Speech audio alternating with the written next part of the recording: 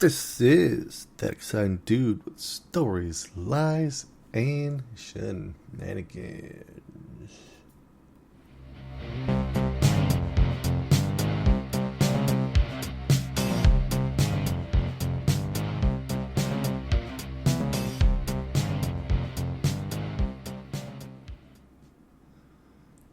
Normally I can hear the music. What's going on? Let's make sure I can hear music. I should be able to hear music.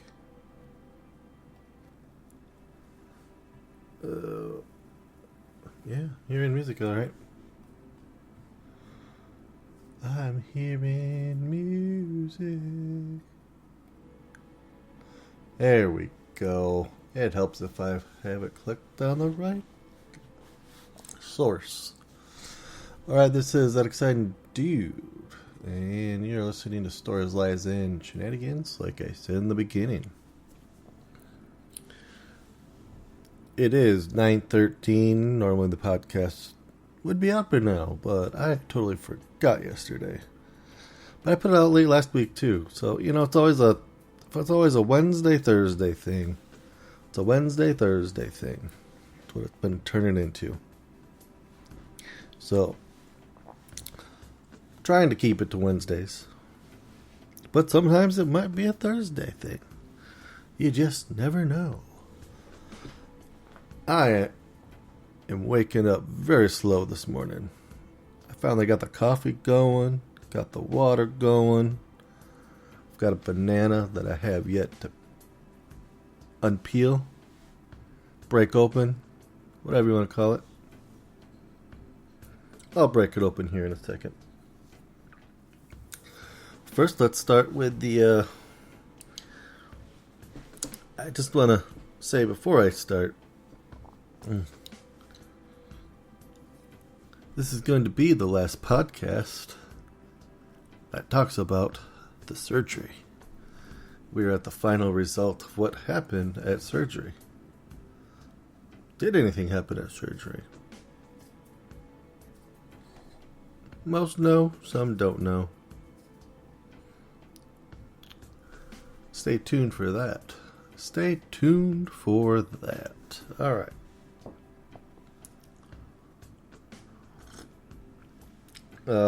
Coffee, so good.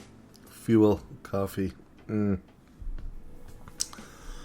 yeah, I'm definitely struggling getting up this morning. I've had a good I've been up for a strong hour now.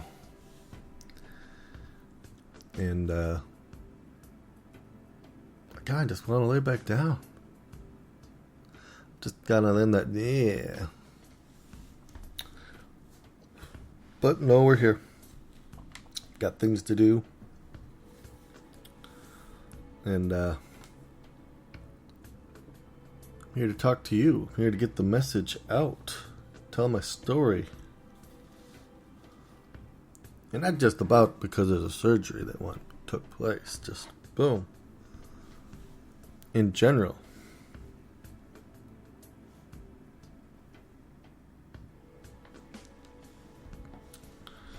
Well, this charger is not charging my phone very fast. I'm going to have to crawl under the desk and plug it into the wall. That's just a side note. Okay, so first thing is first. I always cover a little sports section. It's week 1 of the NFL, week 2 of college. Not a huge college-y person. I pay attention to a few games out there. My Notre Dame won. They beat NC State. I think it was like 42, 45 to something. They won. NFL, I'm a little more coherent in. Pay attention to it a lot better than college football. So first we got to talk about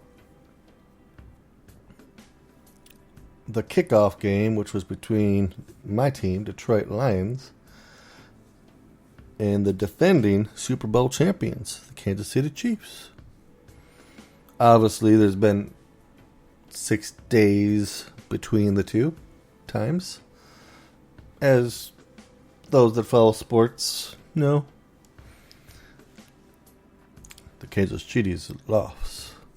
But, let's remember, people, 2 of their star players did not play.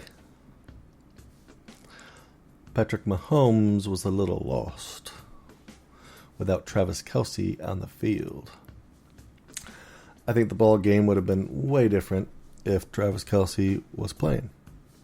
The score wouldn't have been a 21-20 game and a barely sneak out win for my Detroit Lions. They would have definitely lost. But in the game of sports, injuries happen. You gotta adapt and work around them. And I think Kansas got an eye awakening, realizing how much they depend on Travis Kelce. I will say the backup tight end, I can't remember his name for the life of me. He did have a damn good game for, the second string tight end. Alright, moving on to some other games. Let's see that come to mind. I've got no notes. I like doing this with no notes. It's raw, it's pure. You hear my thinking. I like it that way. It's just, I like it that way. Sometimes no notes is good notes, I think. We'll see. Let's see. There's the obvious game, but I'm trying not to get to that game yet. There's actually 2 obvious games. So what happened during let's see, I know everyone was wondering how Green Bay was going to do without Aaron Rodgers in Chicago, because supposedly Chicago was on a hype train of, hey, they're going to be awesome. Well, Jordan Love, after sitting behind Aaron Rodgers, he did awesome. Green Bay won. Miami killed. I forget what the score was. I'm not going to say they killed, but they definitely won. They put up points against, I think they played the Chargers. Again, this is where notes would help, but you know what? I'm just going off of memory. Then we had, let's see, what else? Oh, Patriots did surprising versus the Eagles. I didn't have much faith in Mac Jones, but, he actually, they lost. They just barely lost, though, I believe, to the Eagles. Which is surprising because the Eagles, well, they played in the Super Bowl against the Chiefs last year. And they were awesome. And I don't think they've made much moves. So, it's technically the same team. I'm sure they made a few moves. I really don't know the moves that they made, so. I know the basic stars are still there. But that was a very good game. I did watch that one off and on. That was a good game. Then we have the night game that everyone was really the America matchup. The day before, the 9/11 anniversary. They had the America's team, the Cowboys, Dallas Cowboys, versus the New York Giants. Giants, they've always been in that troublesome spotlight. Well, they were definitely in that troublesome spotlight that night. Because, I forget what that score was, but I know Dallas had them, 40 points? I thought it was 40-7 or 40-3 or 40-10 or... That was a blowout. But you know what? It's like, I forget the announcers who said, Dallas looked awesome. Dallas looked great. But the QB, Dacky boy, he still looked like poop. He couldn't complete a pass for his life to save him. Yes, it was a very rainy day in New York that day. So, that didn't help. But both sides had to deal with it. But Danny Dimes, oh my good lord. I'm so glad I have him on my fantasy team because I didn't think I was going to crawl out of the negatives.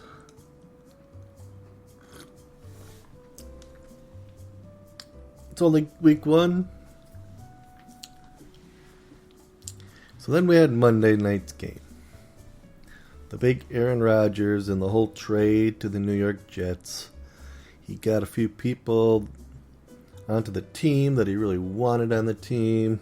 I think there was a couple players that he didn't get, but he got, most of what he wanted and what he asked for. The Jets gave him the reins, the key to the building per se. Long story short, this big dramatic entrance.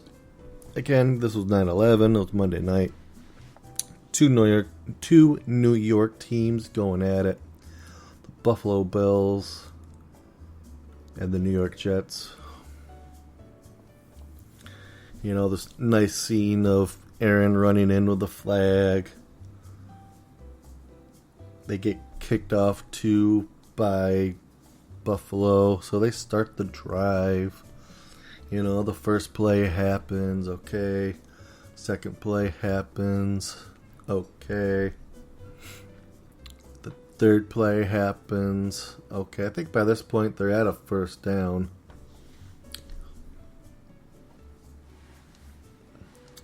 And then the fourth play happens. And again, this is huge news in the sports world, so you most likely already know this. Aaron Rodgers goes down.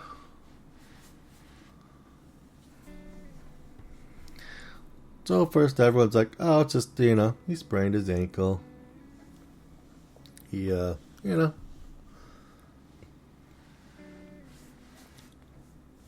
They didn't show a lot of replay to it.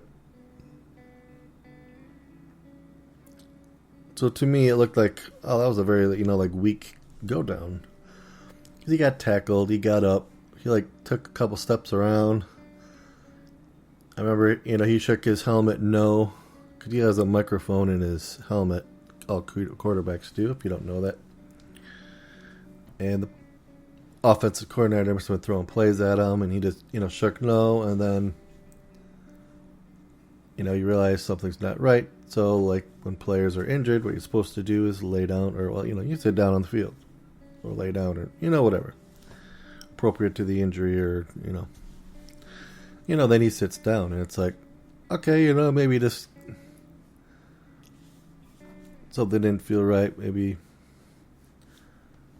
so he's missing. Then it shows him getting on the cart. And it's like, whoa. He's out of the tent. Now he's getting on the cart and going to the locker room. Going to get x-rays in the locker room. Or wherever the x-ray machine is in the Jets facility. Long story short, he broke his Achilles tendon. So he's out for the season. And, it just goes with the whole Jets curse. They get somebody good in there, and a couple plays or a game or two in, and boom, things happen. Things happen. All right. A little longer on sports than what I wanted to, but you know what? It's all fun. It is all fun and games. I don't know if I told you already, but this coffee is amazing.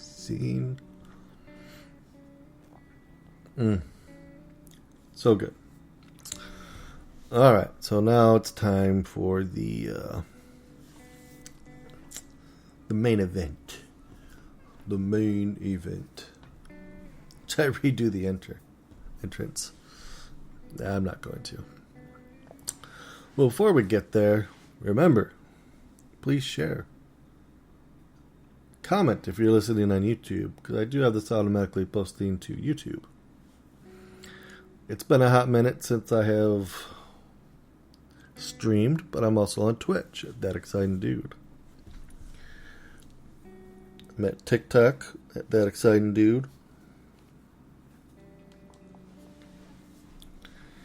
Then obviously we're here under Stories, Lies, and Shenanigans. And you can listen to me at... This is where I should get the list. I should have my list up for this. Obviously, Spotify. I think Spreaker has a network. So within Spreaker. Google Podcast.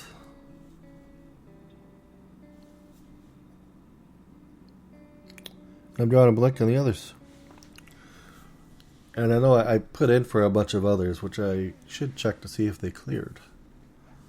See if they AKA got approved. I should log in and see that. I should. Okay, but anyhow, share, comment.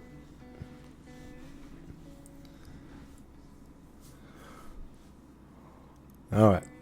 So, we left off. Basically, it's time to leave to go to Chicago for the surgery. It's pretty much, I don't know where I ended on the story, but pretty much that's where we're at right now.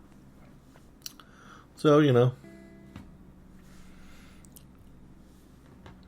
my mother and myself leave. We get in the car, get to Chicago. We get there a little earlier than expected.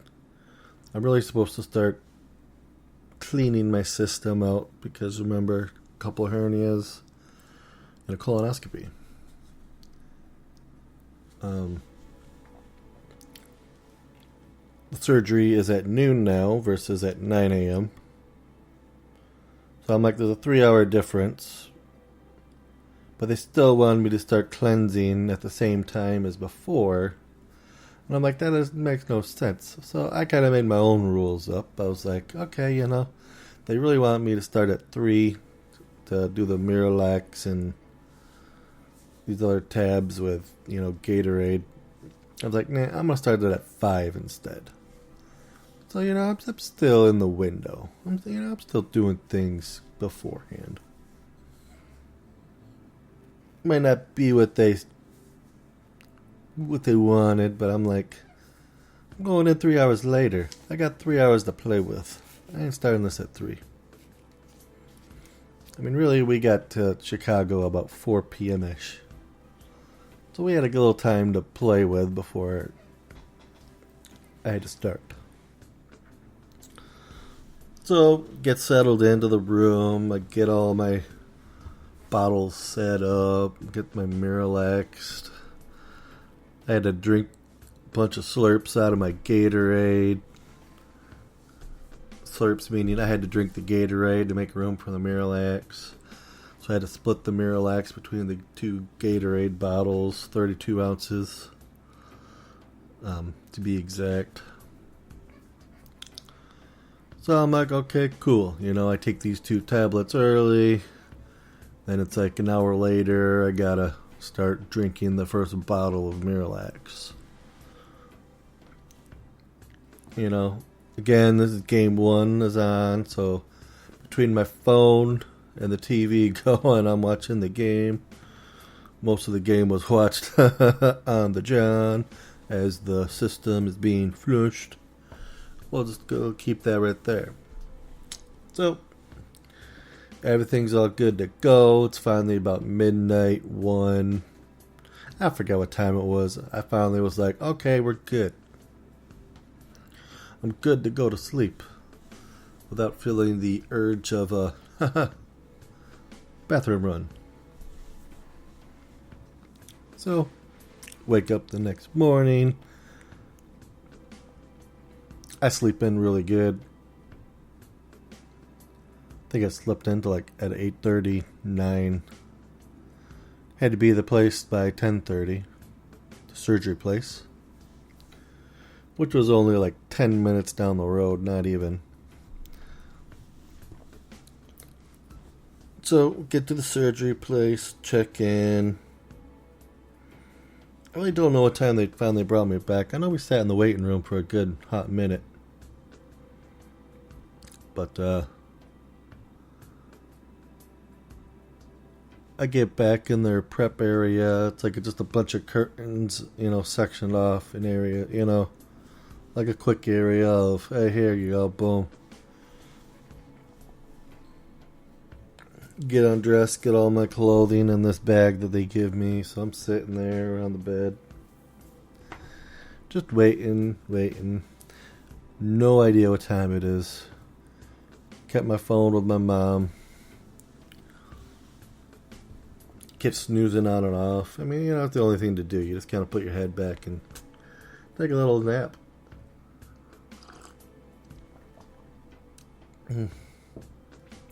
Oh no, the nurse at one point just said, yeah, your doctor's running late. And I think by this time it was like an hour past noon, so it was like 1 p.m. It's supposed to be, wheeled back at noon. So, sitting there, and remember the nurse checks on me again. She's like, yep, don't worry, I didn't forget about you. And then she goes, yeah, it's 1:37 right now. And I'm like, oh, okay, I'm still here. I'm waiting. That's where she said that. I must have kind of, buzzed out, passed out for a lighter just way of saying, kind of, fell asleep again. Then I woke up to my doctor coming in or whatever, because, told me a few last minute things that he basically told me at the consultation about a month prior, a little over a month. Just reiterating some things with recovery and what's going to happen and what he's going to do and so forth. So, boom. He leaves, the nurses come in, they administer the anesthesia. Boom, knocked out. Like you're supposed to. Well, folks, I'm here to tell you, this was no wham bam thank you ma'am surgery. So, I come to, I'm in a room.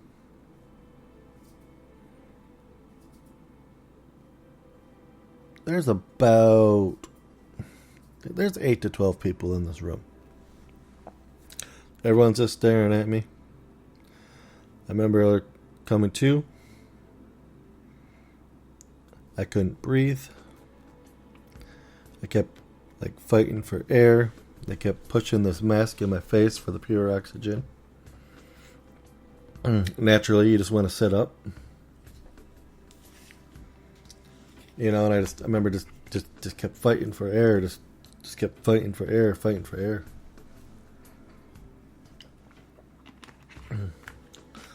Finally, I get halfway normal.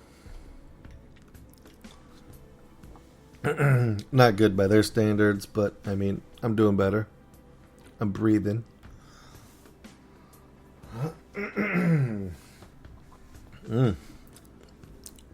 Coffee's a little tart on the throat.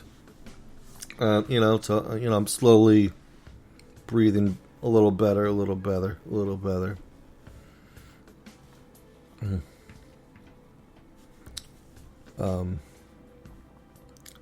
Then they finally moved me from whatever room that I was in. I remember I went into surgery basically 2 hours late. It was 2 p.m. I do remember, because there was a huge clock in that room, I do remember seeing the time, which was, it was like 7:45 at night.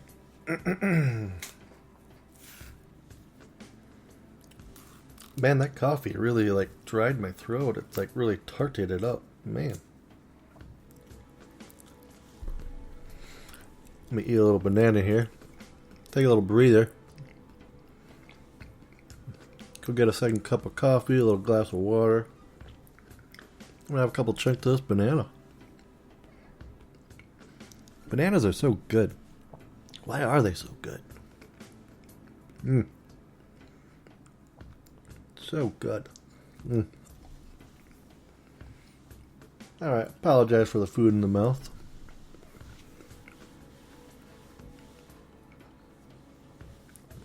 Why is that coffee so tart in the throat? Anyhow. So, they wheeled me to a different room. Since I'm slowly but climbing in the better chain of getting to the breathing status that they want me to be breathing at. I think I'm still only breathing like at 80% lungs.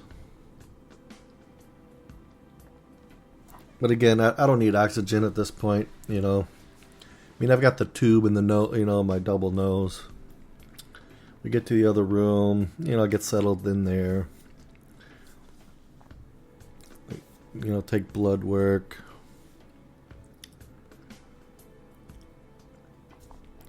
Just kind of keeping an eye on me. There's a nurse with me 24/7. Because I didn't realize this until a little later.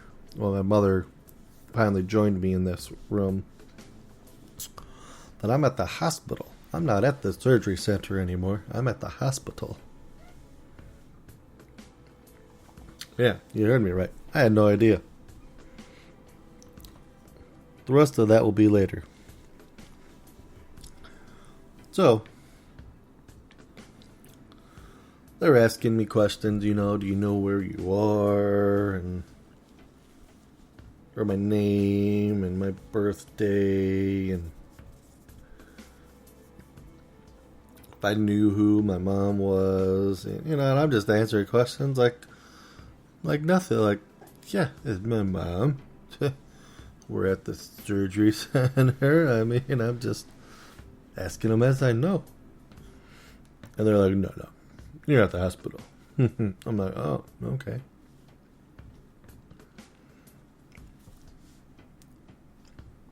So get done there.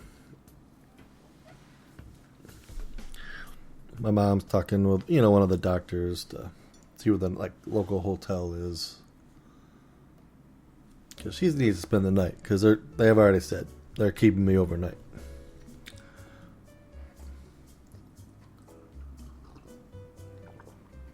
So, it's like, okay. So I make sure to get my charger and my phone. But I forget to get my glasses from my mother. So it was a very fun night when they finally did wheel.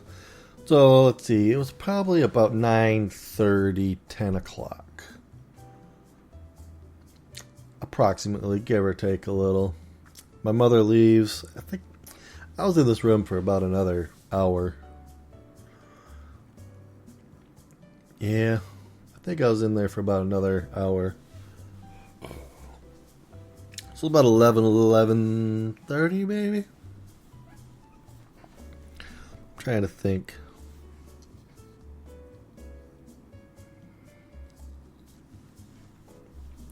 Without looking at my phone at text. Yeah, that was about 11-ish, was to say.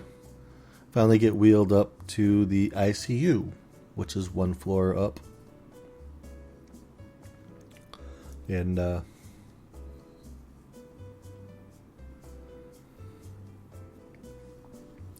get settled into a room. First, they didn't know if there was going to be a room available for me.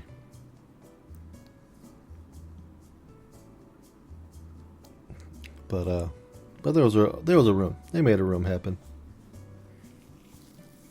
So I got settled in this room. The night nurses, they're really cool. I get wheeled up there. Get into this room. It's funny. They're just like, okay, you know, you need to get off of this bed into that bed. And I'm like, all right, let me get up. I get up.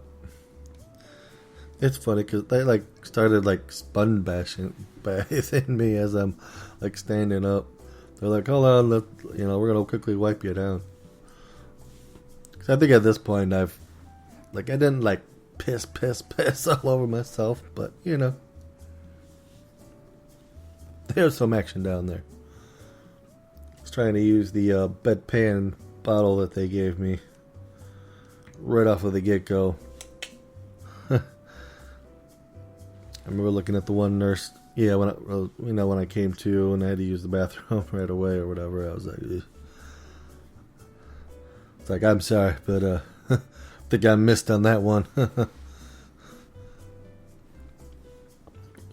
But I didn't care. Because I was still in that waking up zone. I was still in the, what the hell am I doing? Where am I? But yeah, the whole time I never really figured out that I was at the hospital. Even when I moved to the other room. So I'm upstairs. I get settled in an ICU. They sponge bathe me. I sit down in this bed that... Oh, I hated in the beginning. I really hated it. They get my legs... Oh yeah, they took off the pumps from my legs for a second, and then they put them back on, which was very fun to try to sleep with. Not. But finally they got me some water because I think I wanted something to drink, and for the good minute they weren't letting getting me anything to drink. So they finally gave me some water. And I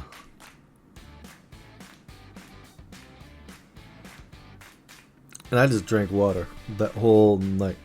I didn't hardly sleep a wink. I was off and on 20, 30 minutes here. But I was up the whole night. The nurse would come in, I would wake up. Or I was already awake. And, I just chilled there. I was on my phone a lot. Texting a lot of people.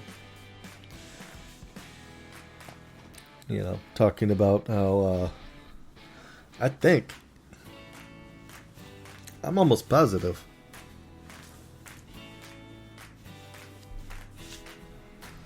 that I was probably dead.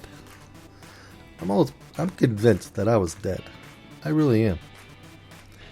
They won't tell me for legal reasons, but I'm pretty positive I was dead. There's a tidbit that'll come later. It coincides with the other earlier tidbit that I said I'll talk about later. Of why I'm pretty sure I was dead. But I don't know if I was dead.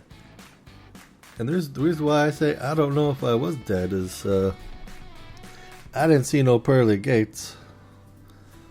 Didn't see no St. Peter. Didn't see a life flash before my eyes type of a thing. Because I've heard sometimes a rewind happens. I don't know. It's hard to say what state I was in. Maybe I was vegetable state. I was still breathing, just barely, to keep that pulse going, to keep the vitals going. I don't know. It's hard to say. It is hard to say what state I was in. So anyhow, it's going through the night, chatting with the nurses.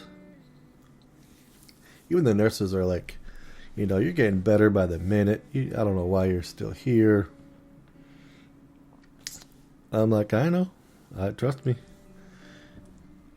Doctors are the doctors.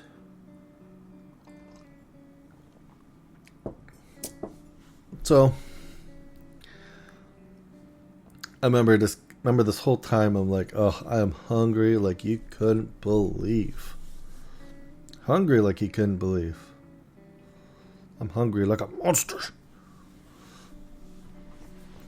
And they're like, well, there's no food in the middle of the night. They don't open until 6:30 a.m. You know, and it's like 2 a.m. at this point. You know, I'm just like, oh my god. I remember the one nurse, she was talking like, or I asked her, I was like, it's like, you married, you got a boyfriend, you know? I was like, have him go get some food for me. She laughed. She thought it was funny. I'm like, I'm starving. I haven't had anything real to eat since Wednesday night. And she, you know, she didn't know what was going on. And I finally told her, I was like, yeah, you know, I had a colonoscopy as well, so I've been fasting for a good minute now. On this liquid diet that only does so much. Drinking chicken broth.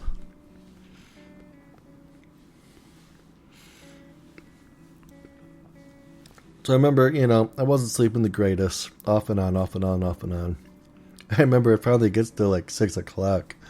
And I zonked out like really good. I remember like I woke up, it was like 7:30. I was like, oh, a good hour and a half. I remember being like, oh, I should call. And then I zonked out for like another hour. So I didn't wake up till like 7. No, it was like 8 o'clock. 8 o'clock when I woke up. A little less than an hour, but I remember I slept really good for a few hours here and there. Finally ordered my breakfast. But this time I'm kind of noticing like, oh man, I'm like really bloated. But, you know, I'm ordering my breakfast. Scrambled eggs and potatoes with Jell-O, orange juice, and a banana. I don't know how long it took to get there. But it finally came, and I was just like, oh, I'm so glad to eat. Now, mind you, this is the first time I've had food. Not to mind you, I probably gave them about a gallon. No. I probably gave them a 5-gallon bucket of piss through the whole night. I have never peed so much. I mean, they found they were just, they're, the little trough thingies or whatever, the bedpan. Not really a bucket because they're closed or whatever. They got like a handle on them. I was just giving them to them like 2 at a time because they couldn't keep up with the one. I would just pee and then hang it off the bed. And then they'd come and empty it and rinse it, give it back, and it was just pee was flying out the door, literally. It settled down by this point. But I mean, I was drinking water like crazy. I had the IVs going, so you know, it was like a double water intake. But it was good. I mean, that was good that I was drinking all that water. I've never had so much water in my life. I mean, I think the only way you could have any more water in your system was being drowned. I swear. I definitely killed fish that night. Alright. So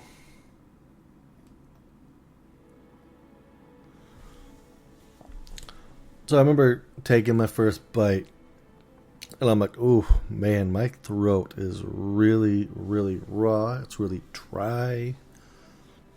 Like, I knew that I really had to chew these eggs, like, really good.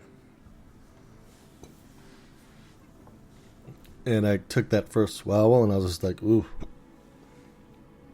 my throat's really dry. Like, really dry. Like, I need drinkage to help swallow. Because of how dry my throat was. So you gotta remember, I had tubes down me and just the whole breathing, I was from 2 p.m. till, like I said, that 7:30 time frame, unconscious. I don't know what they were doing.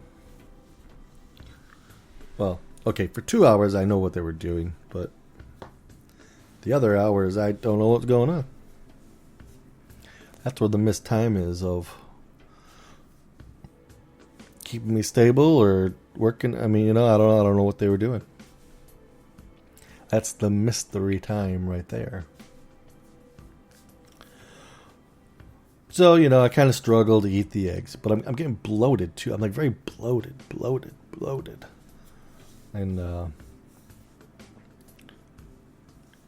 so here I am. I'm like looking forward to eat, and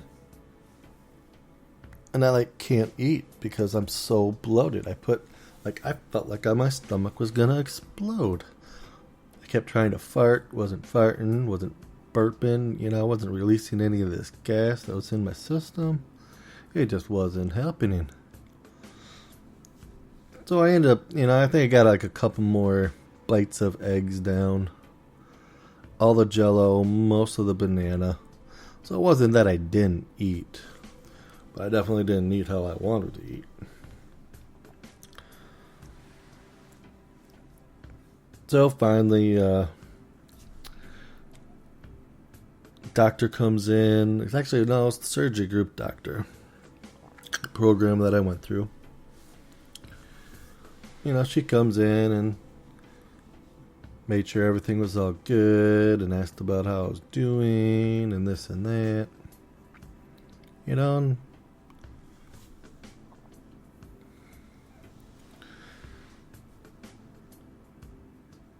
she said that there was a lot of gas in my system. It's because of how the procedure works. Because when you get a hernia repaired, what they do is they put a lot of gas in your system. They balloon you up, so it's easier to work on your organs. Because then they're like a balloon. They're full of air.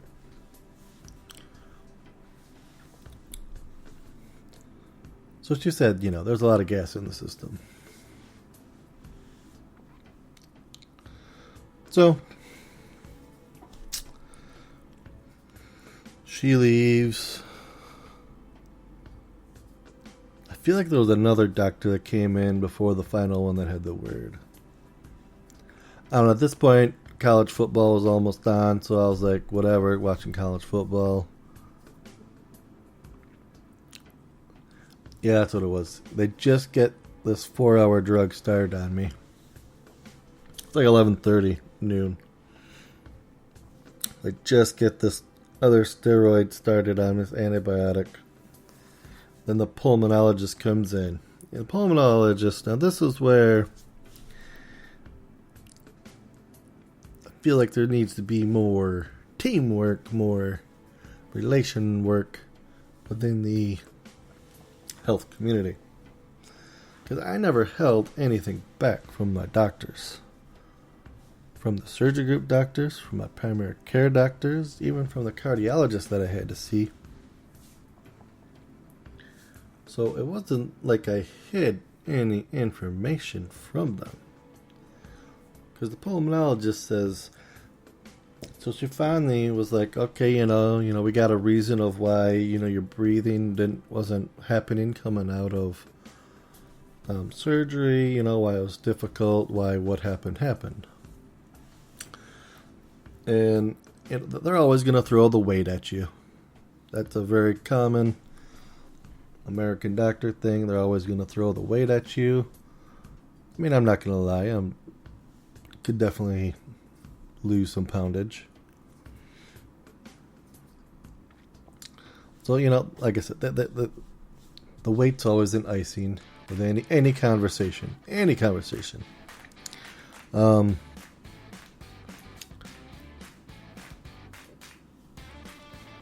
But it seemed like the biggest contributing factor was the fact of my untreated sleep apnea that I have, which is really bad. And I know that it's bad. And she said, between that and your weight, and it's why things happen, and she's like, this is kind of normal actually for people that have untreated sleep apnea, and I was just kind of like, if this is normal, then I should have been denied surgery. Because what doctor wants to have their patient gasping for air like a dead fish when they wake up from surgery? The problem is like I said, there's so many people that you go through. It's like, do they really read your chart? Do they really read your chart? Or do they headline read? Like, oh, he's here because he's got surgery on X, Y, and Z. I mean, it really makes you wonder because, I mean, let's face it. When I started this, so I gave the first information to the PA. No, I did see the doctor. I did see the doctor at Surgery Group. Okay. Then I had to do my primary care. That's where I saw the PA. So we're at 2. They said I need to see the cardiologist. I told the cardiologist. Boom. He cleared me. But my primary care also looked at all my work. It's right there. 4.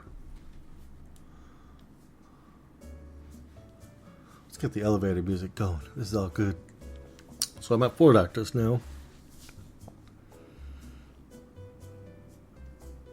The anesthesiologist, he had to have looked at my paperwork. That's 5. I'm going to throw another one in there because there's had to have been someone else that's looked at my paperwork. There has to be. There's too many moving parts going on. I'm just going to throw a 6 in there for the giggles of it.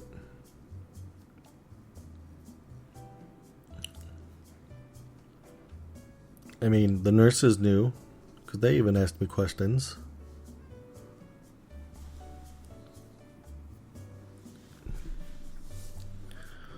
I mean, and there was 2 of them, so that's 2.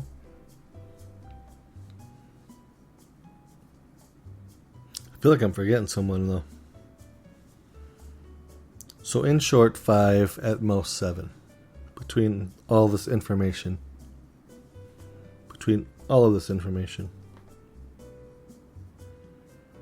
I mean, I don't know. I feel like it was too many people that bobbled the ball. But the fact that the pulmonologist said this is normal, this happens all the time with people that have untreated sleep apnea, it's like, well, hello. If someone says they have sleep apnea really bad, which is how I've always stated it. I mean, maybe at worst I said, oh yeah, I've got sleep apnea. But nonetheless, when someone says they have sleep apnea, that should be a red flag of, okay, how bad is his surgery? Oh, he has 2 hernias. Okay. How bad are these hernias affecting him? They weren't affecting me horrible. I wasn't hurting. Oh, okay, let's get the sleep apnea. Cotton mouth again from the coffee. The tartness of the coffee. So, it's like really? I think my whole problem is, like I said, if they know this is an issue with sleep apnea people, then why the fuck are they doing surgery and causing these breathing problems for patients that come out of surgery? If this is a common thing that they see. It's like what they like to see people gasp for air. To me, it makes 0 sense. Would they like to test their ER team on recovery? Alright, let's see if we can kill them and bring them back to death. bring back to life. You know what I mean? I mean, to me, it makes zero sense. It makes, especially like I said, if the underlying problem is not hurting the patient, they're not like super in pain.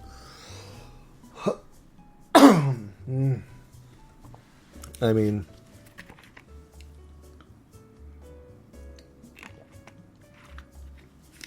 I don't know. It's mind-boggling. It really is.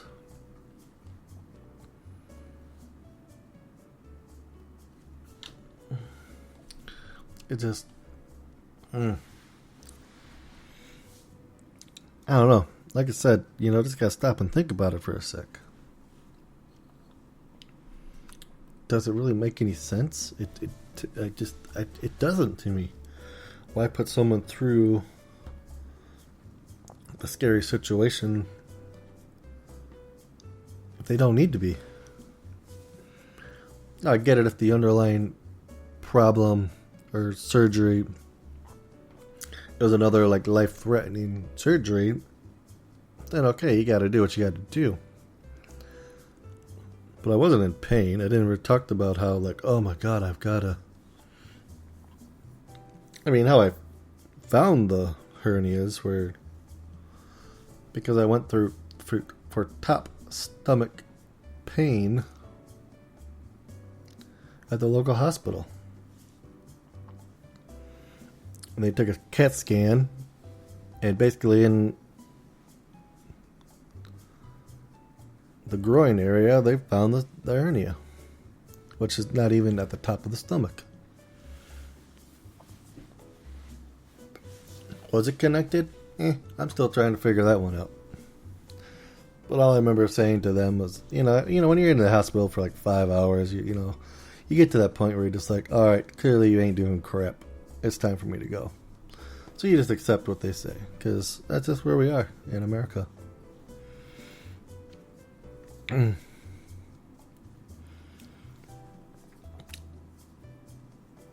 Basically, all I did was give them $250 to tell me that I had a hernia. And that was the problem, that I had my stomach pain.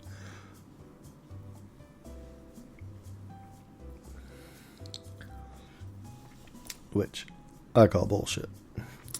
Alright, so finally get released Saturday after eating lunch, getting done with that 4-hour drip antibiotic. The ride home was very fun with my mother that knows how to hit every pothole, crevice, and brake like it's the winter of 76 on the highway.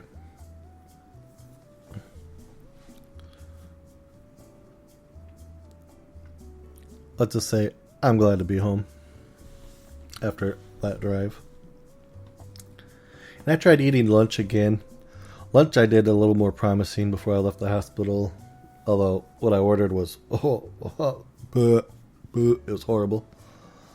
But I ate a little bit just to show them, hey, I can freaking eat. Still bloated. They finally gave me some Gas X, and which didn't do nothing for the ride home, especially with how, like I said, with how my mother drives.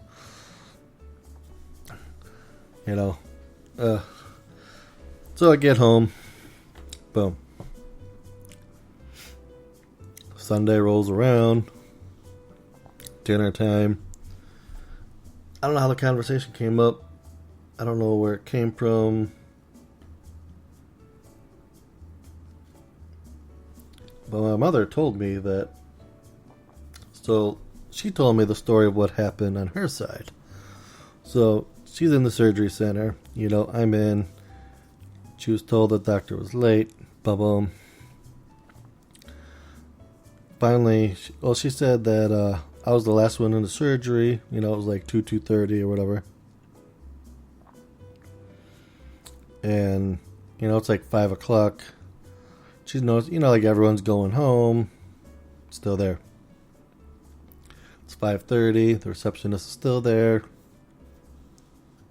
My mom, asked her, like, what time do you normally go home? She's like, oh, normally I'm home by now, but she's like, I called my husband. We're not going to this fair that was in the area. She's like, it's all good, Then I guess a nurse comes out and was looking for the receptionist, but she happened to be gone, and my mother was there. So my mom asked her, like, what was going on, and basically they were asking for another nurse to come back to work on me. And then I guess either anesthesiologist, he came out, or what did she say? It's either the nurse or it was the anesthesiologist. By this point, I guess the fire truck showed up, the ambulance showed up to the surgery center, this is. And I guess there was a lot of people in the ambulance with me, and they just told my mom, boom, follow this ambulance. It's going hot to the hospital. And my mom said she followed exactly like they said. Through red lights and everything. Ambulance, siren and all. Heading through, going to the hospital. Which the hospital wasn't far away. It was probably like 2-3 miles away. So, it was good that it was nearby. And not like a good distance away. But still, like my mother said, she went through red lights and she followed the ambulance like they said. Just follow close and go. But what my mom said, this is where I'm pretty sure I was dead.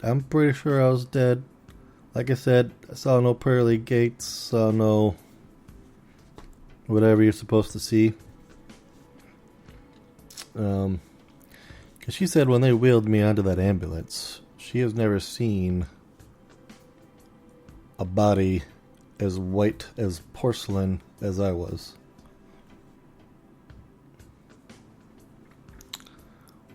Yeah, I'd have to say it's pretty damn scary. I don't care who you are. This coffee and just how it's hitting my throat this morning. Oh my good lord.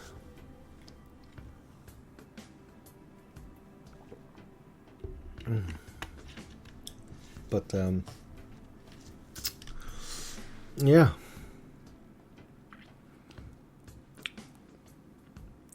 That's why I just gotta say, I guess, well, I'm not guess, but thankful to be alive. Scary situation. I do feel that the whole thing could have been prevented. Well, in many ways, between me and being a little more proactive on my health. But bottom line, if the doctors know things are going to happen because of certain ailments, then it's like, why do they let it happen?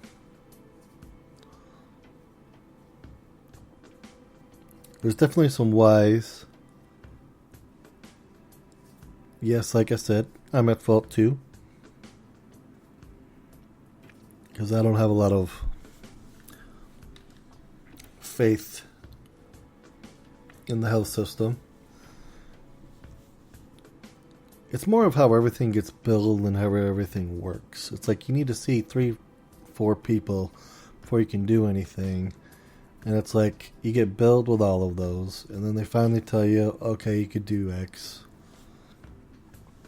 And I think there's too many people in the pocket to grab the money from the consumer, which would be the patient. And I think that's where my issue with the healthcare system of America really is. Because there's a lot of doctors. And I'm not saying every doctor. I'm not speaking for the doctors. I'm just saying what I see from my viewpoint. There's a lot of doctors that are very good. And they're all about helping the person. And I'm not saying that there's not doctors that don't. But I think there's some doctors that fall into the money propaganda of the game. Where, yes, they're into the saving lives, but they're also happy for that money, too. See, there's doctors that save lives, that could give two shits on what they make, but they just know they make a lot of money. Then there's doctors that just love to make the money, and they just go home. That's where I stand. I still stand at that. I still believe in that way. And the problem is the healthcare giant is so huge in the government that to get it apart, it will take an act of God. Because of the influence and the money just between the insurance companies, the doctors, and the government. It's definitely a hydra within itself that's as powerful. So it's a system that you just succumb to. It's basically what it comes down to, being an American. Again, I'm not saying that every doctor is horrible. I'm not saying that there's a perfect system out there. But our system is definitely a money system. It's all about getting another dollar. Alright, look at that. We hit the 1 hour mark. Holy crap. 1 hour for the podcast. If you stuck along for this whole journey, thank you. That's all I can say is thank you. I feel like I need some carbonation. I might have to go get a Coke or something. Because the tartness of the coffee isn't helping. The water helps a little bit, but water's water. Let's see. Yeah, there's nothing else to add. That is pretty much it. So, go to the YouTube page, That Exciting Dude, and tell me what you think. And remember to share it. Share it on your social media. I think this is a very good story.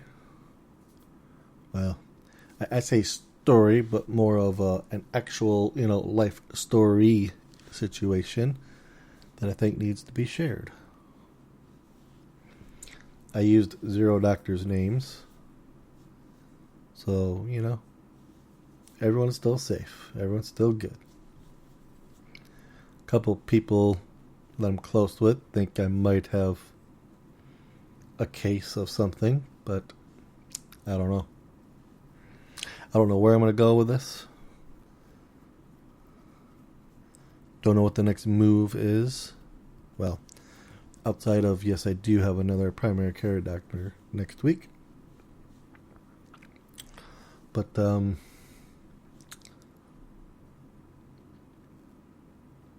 yeah, tell me what your thoughts are. Again, go to That Exciting Dude at YouTube. This will be up there as well, because I always have them all updated to YouTube as well.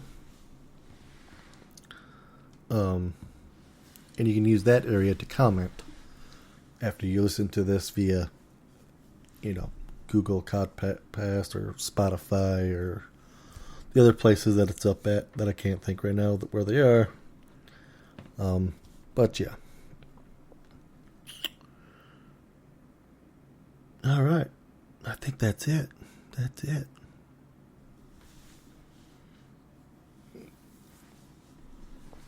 All right, 1 hour and 4 minutes and 35 seconds later, and this is That Exciting Dude, and you are listening to Stories, Lies, and Shenanigans.